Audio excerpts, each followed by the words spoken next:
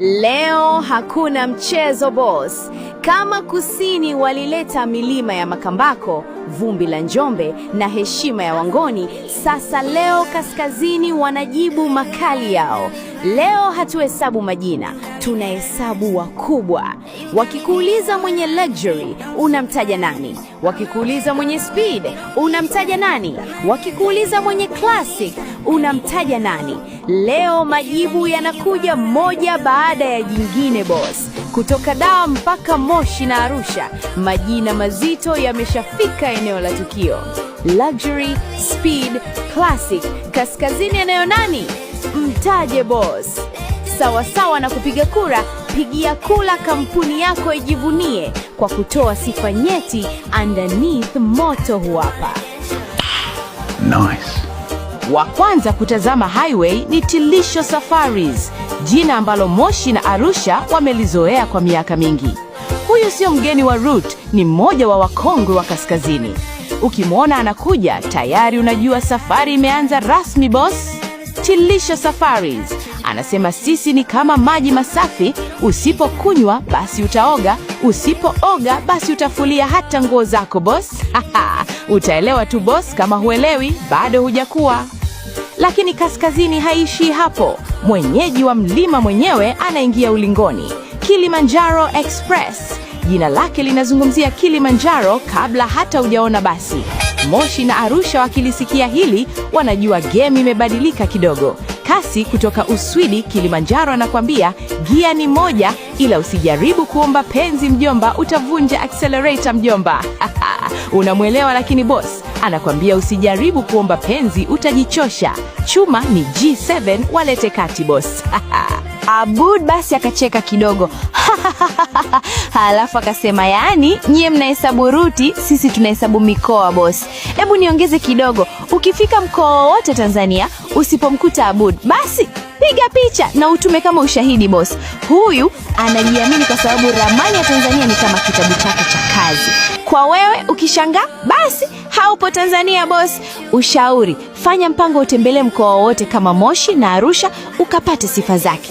Kutana na Chuga, itakuambia boss, jina Abud Bus Service, luxury, speed, balance coach. Baba ni vumbi ile baba. Vumbi ile baba. Chuga you. Ukiona Barrett Kankoni, ujue chuga you. BM coach akatikisa kichwa kidogo akasema, service, luxury, speed, sio tu kupigia kelele boss. Hivyo ni vitu vya kutekeleza na vinavyoonekana na kutumika boss.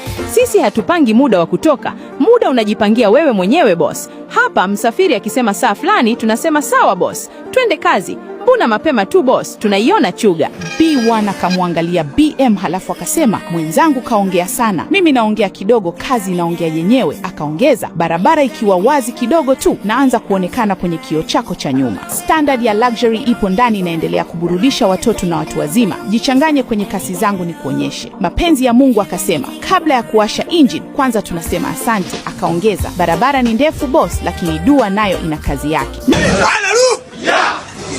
Naira Express akatokea taratibu akasema, nataka kujua D14 na maana gani boss? Kiwanda ni kimoja, ila standard ya luxury ni tofauti. Akaongeza, tusizungumze sana, geuka utuone tukipita. Kama hayakutoki mate, utachanganya watu Naira sasa. Alafu akamalizia, kaskazini nayo imeamua kuongeza standard kidogo boss. Naira Express, White Horse. Oh my God! Wow! Esther Luxury akasema, safari ni safari boss, ila sio lazima ukae kama unalipa deni. Akaongeza, njoo ukae kwanza alafu ndio uanze kulinganisha. Kama hautaota kwenu, utajiuliza, kwani lile basi au nini? Au sleeper buses ya barabarani. Esther, unatutisha, kuna nini huko? Okay.